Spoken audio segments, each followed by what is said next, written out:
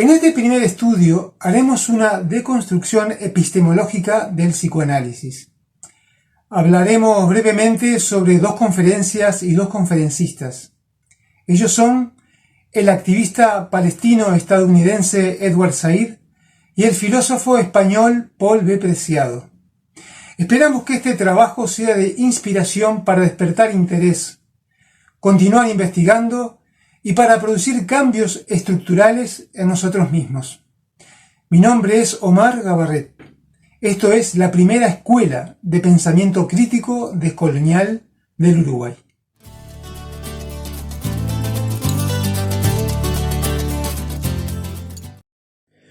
En marzo del 2001 se le prohíbe a Edward Said dar su conferencia en el Instituto Freud de Viena. El director del instituto canceló la conferencia, montando una campaña de desprestigio contra Said, apoyado por los medios de comunicación y la propaganda sionista, mediante la difamación, la mentira y la desacreditación. A pesar de todo, la conferencia fue pronunciada en diciembre de ese mismo año, gracias a que el Museo Freud de Londres le abriera las puertas. Said abogó por la resistencia de la ocupación sionista, defendiendo siempre la coexistencia pacífica entre palestinos y judíos.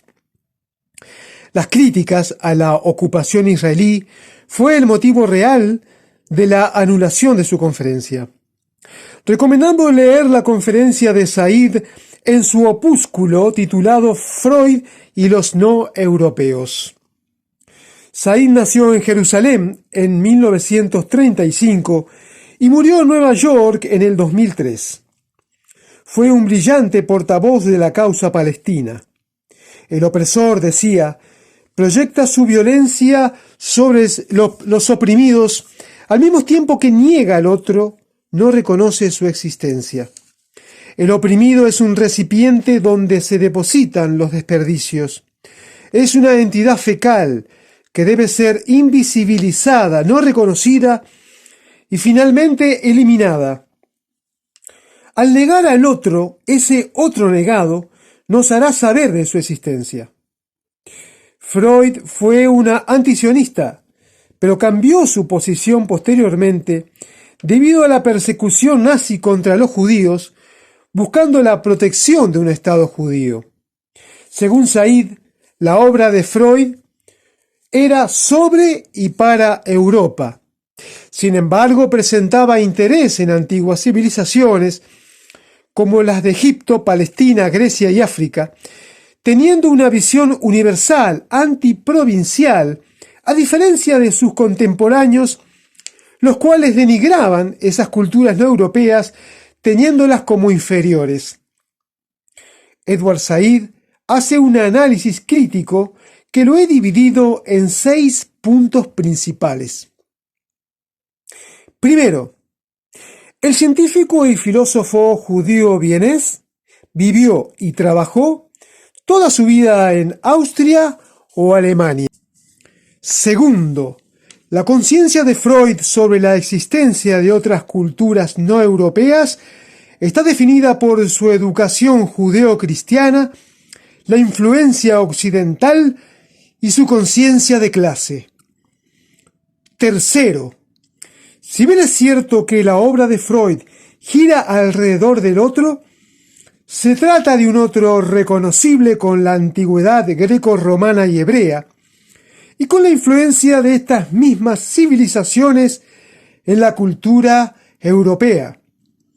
Las culturas de la China y de la India las menciona de pasada. Cuarto, en cuanto a las culturas llamadas primitivas por los europeos, Freud recurre a James Frazer, lo cual le aportó lo más sustancial de Tótem y Tabú. Estos pueblos y culturas no europeos no le resultaron tan fascinantes.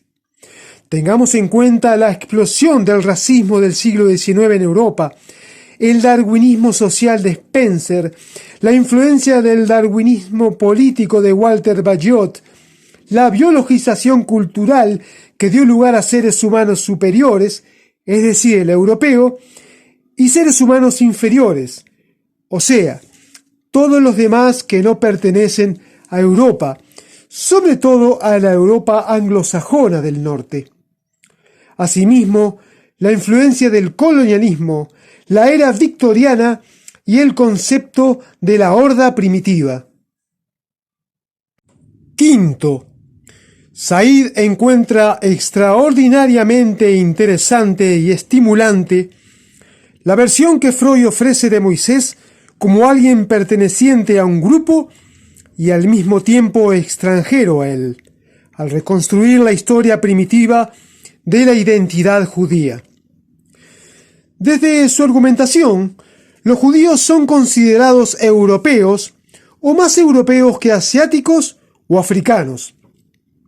Para Freud, el fundador de la identidad judía era un egipcio, no europeo.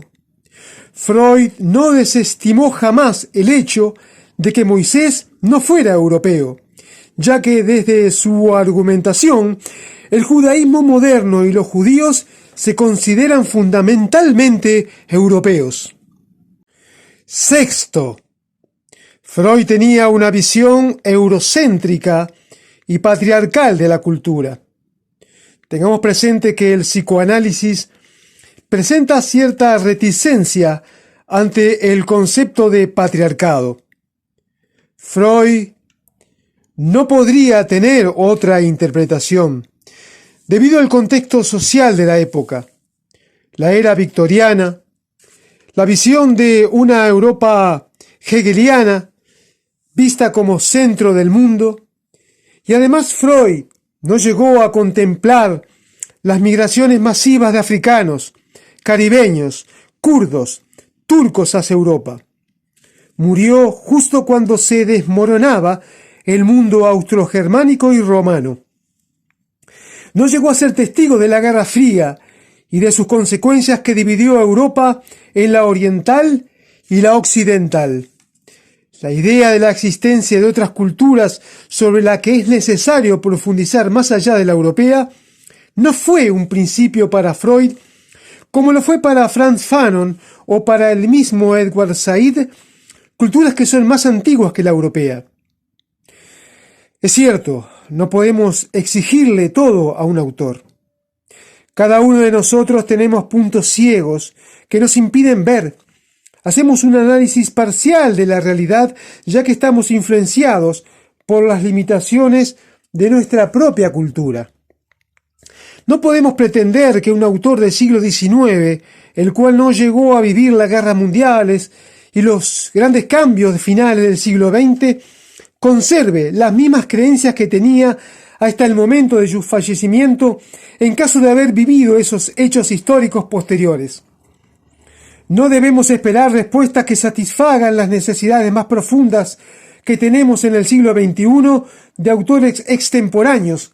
Ellos fueron importantes para un tiempo y una cultura determinados, y posiblemente algunas de sus ideas nos sirvan de ayuda en la actualidad. Pero recordemos que nuestras necesidades actuales demandan una deconstrucción histórica epistemológica en todos los campos de conocimiento para construir posteriormente nuevas estructuras, las cuales serán asimismo desestructuradas para estructurar otras nuevamente y así indefinidamente. Sin la existencia de un referente epistemológico, carecemos de un apoyo para construir nuevas estructuras. Por lo tanto, es imprescindible valorar los logros alcanzados hasta este momento. Reconocer el pensamiento tradicional que nos permite la continuidad con el pasado. Erich Fromm afirmó que no es posible el cambio si se desechan las mejores conquistas del espíritu humano. Pero al mismo tiempo debemos continuar este proceso de cambios en nosotros mismos a través de una renovación permanente. Ciertas ideas que en el pasado eran tenidas como inamovibles, fijas, inmutables, inmarcesibles, verdaderas, lógicas, incuestionables, ya no lo son en la actualidad.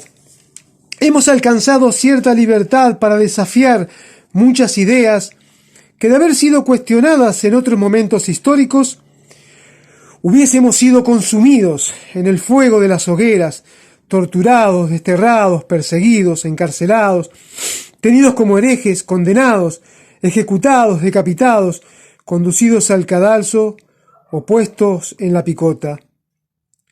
Harold Lasky afirmó que el Estado es ya en efecto un auténtico leviatán, y que millones de hombres y mujeres aceptan sus mandatos sin previo análisis, acatándolos tan solo en razón de la fuente de la que emanan.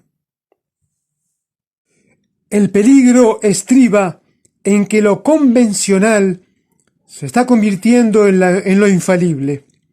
No experimentamos con nosotros mismos y asfixiamos nuestros impulsos en vez de expresarlos con el fin de evitar la consecuencia de una transgresión de la norma. No nos cansamos de repetir que no somos responsables por los actos de los gobiernos, pero la verdad es que estos subsisten porque nosotros los consentimos. La aceptación de las injusticias que otros sufren es el precio que pagamos por nuestra comodidad personal. Volviendo al psicoanálisis. La teoría del inconsciente es fundamental en el conocimiento de sí mismo para distinguir lo real de nuestra conducta de lo que no lo es, para descubrir nuestras racionalizaciones, la apariencia de lo real, dando lugar a una nueva dimensión de sinceridad, al pensamiento crítico, a las verdaderas intenciones, manteniéndose escéptico ante lo que se diga, a escuchar leyendo las expresiones faciales y corporales. Freud demostró empíricamente, de forma observable, la manera como operan los procesos inconscientes, la significancia de lo aparentemente insignificante, los pequeños actos cotidianos de la vida y distinguiendo la apariencia de la realidad. Erich Fromm habló de esa dimensión de sinceridad en su obra La crisis del psicoanálisis. La importancia de las operaciones psíquicas, la racionalización, represión, proyección, reacción, transferencia. Tengamos en cuenta que el psicoanálisis es una ciencia en la medida que basa sus observaciones en datos clínicos, empíricos, observables y concretos. Es decir, sus teorías son comprendidas en función de los fenómenos clínicos. Sin embargo, las ciencias del comportamiento tienden frecuentemente a rellenar los espacios que no pueden verificar empíricamente con improntas filosóficas, metafísicas y especulativas. Por otro lado, no debemos ignorar las influencias históricas, sociales, culturales que han modelado la estructura psíquica de la mujer y del hombre de ciencia. La influencia patriarcal ha sido observada por algunos psicoanalistas como Erich Fromm y Karen Horney a través de la sordina que el psicoanálisis puso ante la experiencia de la unión intensa en el vínculo primario que la madre tiene con su hijo o su hija mucho antes del desarrollo del complejo de Edipo. Seguramente influenciado por la Primera Guerra Mundial, el modelo del ser humano universal de Freud resultó limitado, determinado biológicamente, visto como egoísta y destructor por naturaleza. Siguiendo el pensamiento burgués y la influencia colonial, Freud realizó una crítica parcializada de su propia cultura relacionada con la sexualidad, pero manteniéndose en silencio ante la crítica del capitalismo. Sus ideas se vieron influenciadas por la economía del mercado.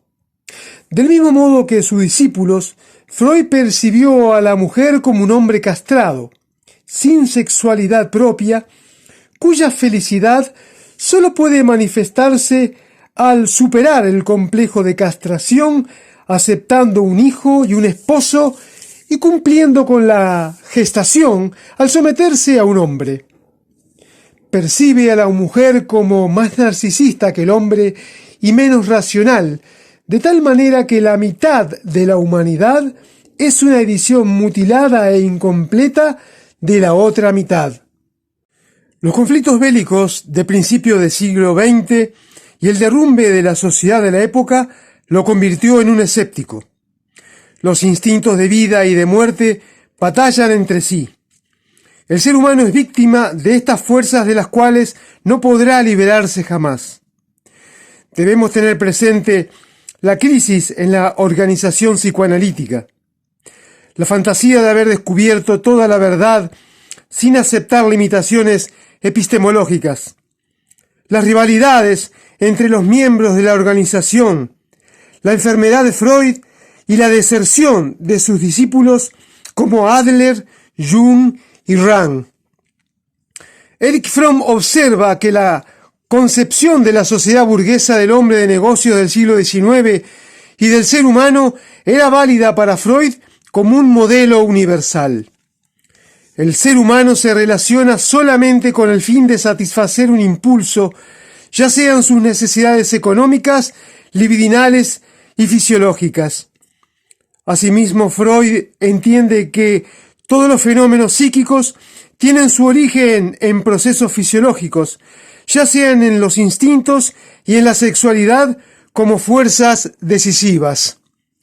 Freud explica mecánicamente la conducta humana y la neurosis como determinadas por el conflicto entre los instintos sexuales y de autoconservación, posición que fue abandonada después de la Primera Guerra Mundial, entendiendo al sujeto bajo un conflicto que se plantea entre los instintos de vida y los instintos de muerte. Llega a la conclusión que el sujeto tiende a la destrucción impulsado por su constitución biológica. El hombre es lobo del hombre y jamás podrá lograr su liberación total. El hombre de Freud es egoísta por naturaleza, como lo era el propio hombre burgués que buscaba su interés personal. Estas ideas ya eran compartidas socialmente bajo la influencia colonial del darwinismo social y político. Antes que Freud, Lord Palmerston afirmaba que no hay ninguna duda de que todas las naciones son agresivas y que eso era la naturaleza del hombre. O me matas o te mato, era la idea colonial que justificaba y racionalizaba el poder opresor sobre las colonias. La segunda conferencia que analizaré será la de Paul B. Preciado, llevada a cabo el 17 de noviembre del 2019 frente a 3.500 psicoanalistas en la Academia de Psicoanalistas de París, 16 años después de la muerte de Edward Said en el 2003. Pero antes analizaré ciertas diferencias y analogías en ambas conferencias. El discurso de Said hace una crítica desde lo histórico, desde lo eurocéntrico. Utiliza el término no europeos de dos formas diferentes. Una de acuerdo a su uso durante la vida de Freud y la otra a su significado en el periodo que siguió a su muerte en 1939. Si bien es cierto que Preciado no habla directamente de eurocentrismo, al menos en su conferencia, se refiere al psicoanálisis digno del hombre blanco, heterosexual y burgués. Del mismo modo que Said, Preciado afirma que después de la Segunda Guerra Mundial se produjeron grandes cambios. Para Preciado, a partir de las guerras, la epistemología psicoanalítica binaria y heterosexual ha entrado en crisis. La medicina y la psiquiatría se esfuerzan a partir de entonces por comprender la existencia de una multiplicidad de cuerpos.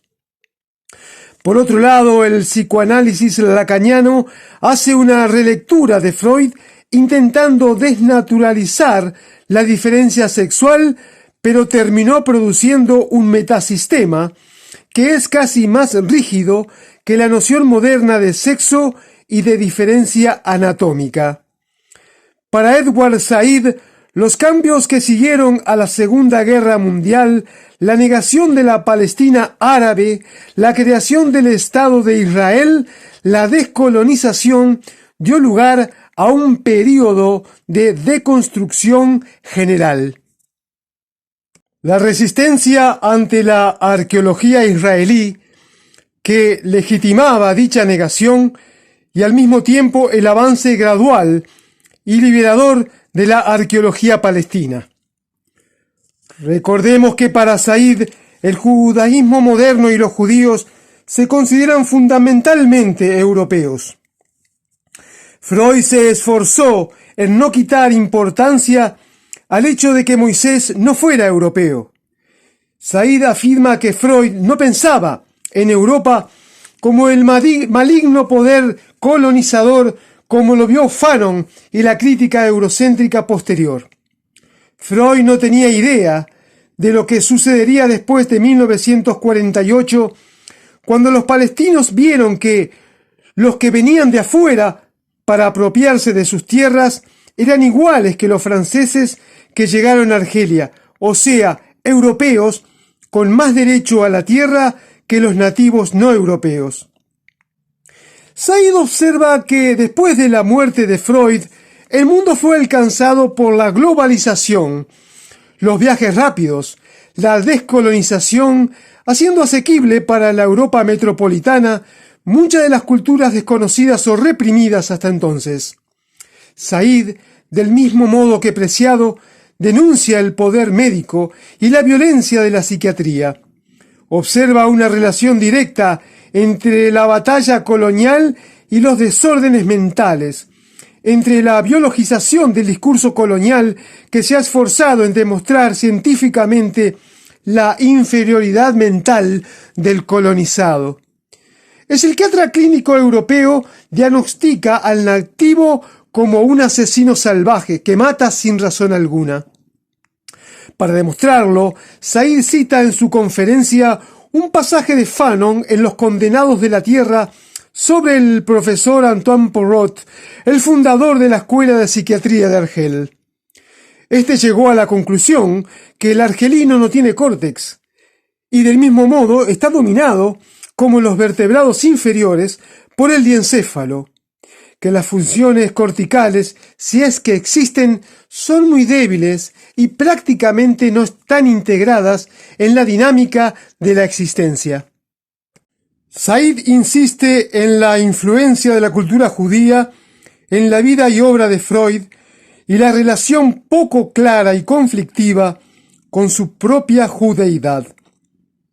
Preciado centra su crítica en el poder jurídico y en el poder médico normalizador, violento, que marca los cuerpos, los excluye, los define como patológicos o normales, los enjaula, los etiqueta, no les reconoce el derecho de hablar sobre sí mismos, los define como anatómicamente diferentes y complementarios por su potencia reproductiva en la institución familiar burguesa.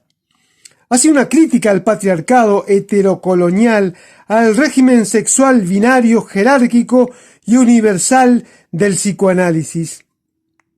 Denuncia la invisibilización del cuerpo y la subjetividad femeninos como sujetos políticos subordinados al cuerpo masculino. Hace una crítica desde los cimientos epistemológicos del psicoanálisis, donde todo el edificio freudiano está pensado desde la masculinidad heteropatriarcal y colonial. Desnaturaliza la heterosexualidad, la coloca como un régimen político reduccionista, como un potencial reproductivo, un discurso de poder. Para Preciado, el psicoanálisis no hace una crítica a la epistemología dominante. La homosexualidad y la heterosexualidad son consideradas como patológicas y normal respectivamente. En el psicoanálisis, La diferencia sexual es esencial en la experiencia de la estructura del aparato psíquico. Señala que antes del siglo XIX, el cuerpo y la subjetividad femeninos no eran reconocidos como sujetos políticos. La mujer y las mujeres no existían ni anatómicamente ni políticamente como subjetividad soberana. Solo el cuerpo y la sexualidad masculinos eran reconocidos como soberanos, mientras que el cuerpo y la sexualidad femeninos eran subordinados, dependientes y minoritarios. He señalado 4 puntos importantes en el discurso de Preciado. Primero, la historia de la humanización no implica una historia de liberación. La humanidad encierra, clasifica, encasilla los cuerpos, los marca a través de un discurso médico rígido, binario, donde no se le reconoce el derecho a hablar, a expresarse, a producir un discurso de conocimiento sobre sí mismo. Segundo, creemos que somos libres cuando en realidad estamos manipulados por fuerzas externas. Creemos que es el otro el que está preso y maniatado socialmente, cuando en realidad somos nosotros también los que estamos maniatados, y por un sistema que nos modela a su imagen y semejanza. Tercero, el binarismo y la heterosexualidad son considerados normales por el psicoanálisis y toda forma de desviación de la norma como patológica. Cuarto, Preciado afirma que los grandes cambios sociales y sexuales se manifestaron después de la Segunda Guerra Mundial y que este proceso de transformación en el orden de la anatomía política y sexual es comparable al paso de la epistemología geocéntrica a la heliocéntrica copernicana. En los próximos años tenemos la tarea descolonizadora de dar cuenta a la multiplicidad de lo vivo sin reducir los cuerpos a su fuerza reproductiva heterosexual y que no se legitime la violencia heteropatriarcal y colonial. Debemos crear una nueva epistemología reconociendo todo cuerpo humano vivo como sujeto político sin que la asignación sexual o de género sea la condición de posibilidad de este reconocimiento social y político. Muchas gracias.